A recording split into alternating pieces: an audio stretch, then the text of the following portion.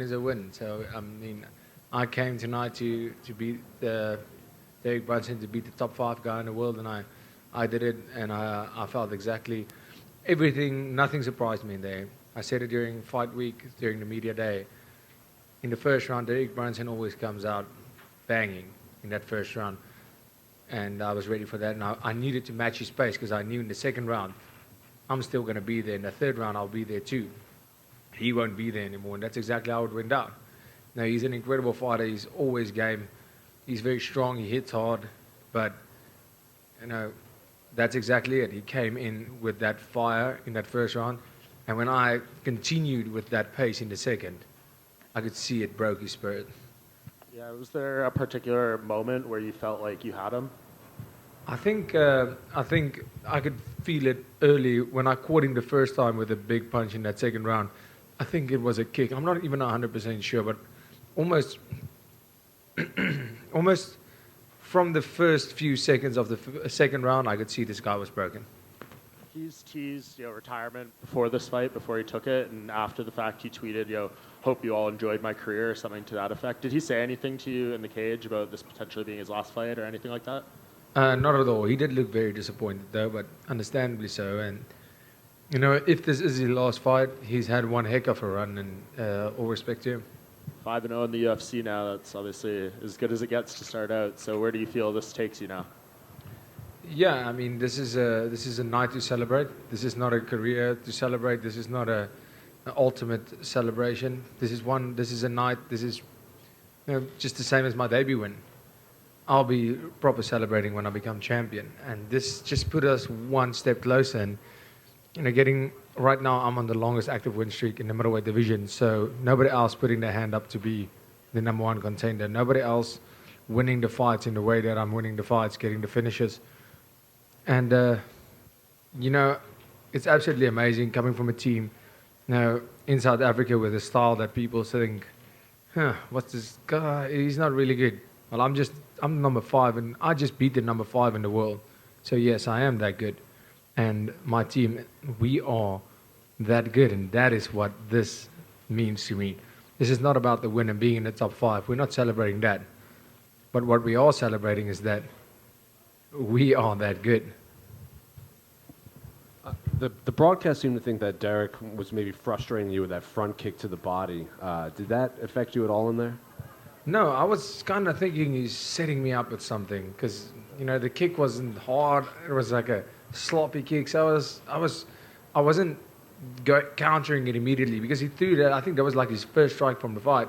But I was like, no ways. He's setting me up for some weird thing if I come in. I knew in one of his previous fights, a few of them, he throws that weird left kick, up kick, front kick vibe, and then he throws that overhand. So that's why I didn't want to enter with that. And he kicked it, but it wasn't. It's been happening all night. It wasn't bothering me at all. It was, it wasn't that shot. Even when it landed, it wasn't even worth it to block it anymore.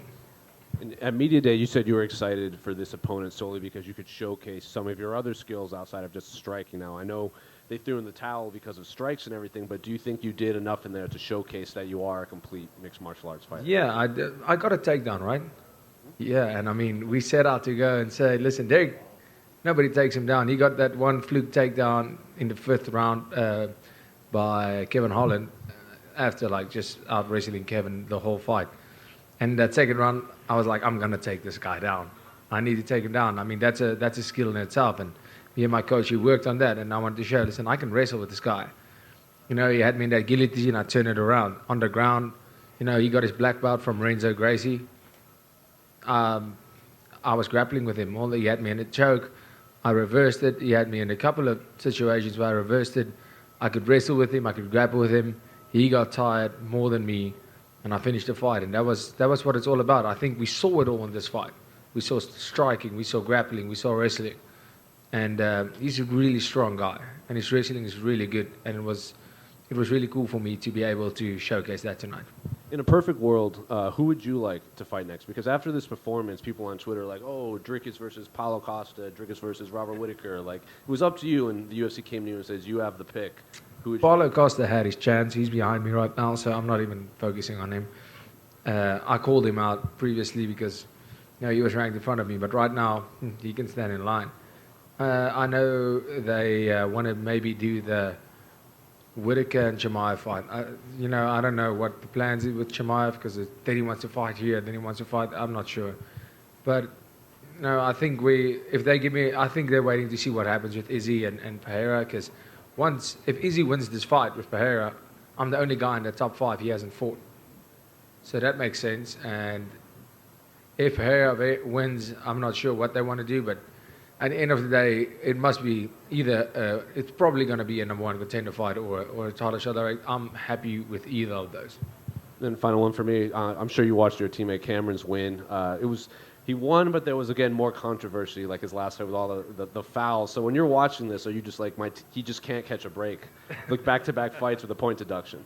And I really want to give him some shit right now, but I'm actually feeling really bad for the guy. He's one of the nicest guys, and he works so incredibly hard, and now he gets a bad rep, but what can you say? It's so unfortunate. I really feel for the guy, getting those fouls, but it's definitely not intentional. And I mean, look at the guy. He's 22 years old and he's fighting like a veteran. I'm so proud of him, and he's an incredibly good fighter. Oh, Shafkat just guillotined him. Right? Standing rear naked choke. Oh, looks like beautiful. Dricus over here. Speaking of Cameron, you guys have fought on cards together. Just seeing him get a win, how much does that pump you up going into your fight, seeing as you sort of called him your little brother? How does that kind of impact you when you go into a fight? Yeah, absolutely. To see him win, it's completely different because I'm not seeing him win. And it's all about, I'm so happy for him because he deserves that win. He works so incredibly hard. And another thing going out there after him is, then I know, look at what we've done at our gym. We're fighting out of Africa. We're living in Africa. And, I know I say this a lot, but it is really something special. If you consider the fact that how young the sport is in Africa and South Africa. And it's incredible for us to see. It's not only me. It's not only my talent. It's not only you have one gym. No. It's our gym, our coach. What we do, our system, it's working. Everything we do, it's him and me, and we're putting up amazing performances. And we bring a very unique style, and we bring something that nobody else is bringing, and they can't figure this out.